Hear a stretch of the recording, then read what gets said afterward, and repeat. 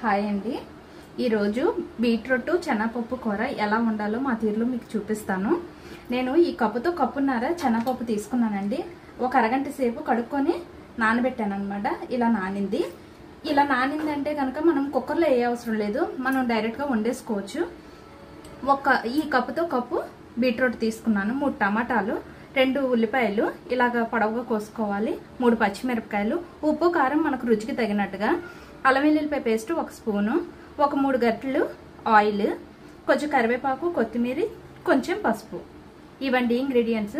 ఇప్పుడు ప్రాసెస్ చూపిస్తాను, వచ్చేయండి.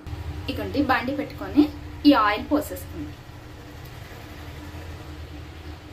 ఆయిల్ కొంచెం హీట్ ఎక్కిన తర్వాత కొంచెం కరివేపాకు,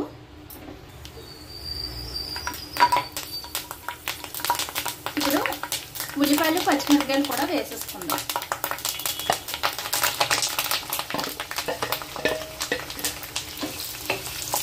కొంచెం మగ్గిన తర్వాత మీకు చూపిస్తాను.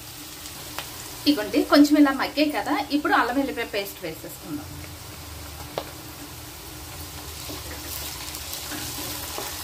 టేస్ట్ అయితే మట్టికి చాలా బాగుంటుందండి కూర. ఎక్కడ స్కిప్ చేయకుండా చూడండి.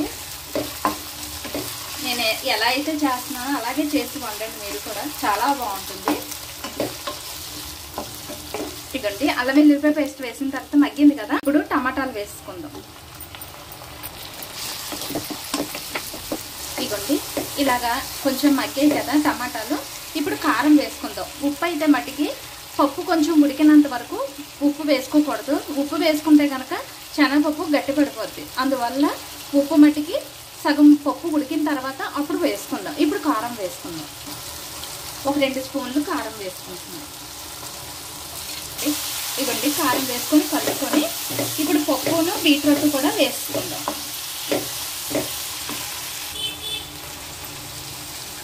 నీళ్ళు లేకుండా పప్పు వేసుకుందాం. ఇవ్వండి బీట్రూట్ కూడా వేసేసుకుందాం. ఇప్పుడు బాగా కలిపేసుకొని మగ్గించుకోవాలి. ఇవ్వండి బాగా మగ్గింది కదా, ఇప్పుడు నీళ్ళు పోసుకుందాం. నేనైతే 2 గ్లాసులు నీళ్ళు పోస్తున్నాను, సరిపోద్ది. లో టు మీడియం ఫ్లేమ్ పెట్టుకొని ఉడకబెట్టుకోవాలి. ఉడికిన తర్వాత కొంచెం ఉడికిన తర్వాత అప్పుడు ఎప్పుడు ఉప్పు వేస్తానో మీకు చూపిస్తాను. ఇప్పుడు మూత పెట్టేసుకుందాం. ఇదిగోండి బాగా మగ్గింది, సగం ఉడికింది కూడా పప్పు. ఇప్పుడు ఉప్పు వేసుకుందాం. 1 స్పూన్ ఉప్పు వేసుకుంటున్నాను. ఎవరికి రుచికి తగినట్టుగా వాళ్ళు వేసుకోవచ్చు. ఇలా బాగా కలిపేసుకొని ఇంకొక 5 నిమిషాలు మూత పెట్టి ఉడికించుకుందాం.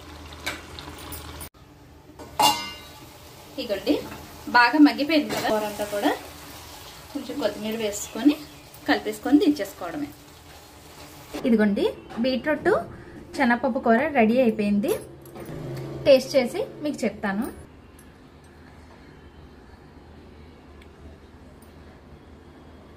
చాలా వేడిగా ఉందండి, చాలా బాగుంది.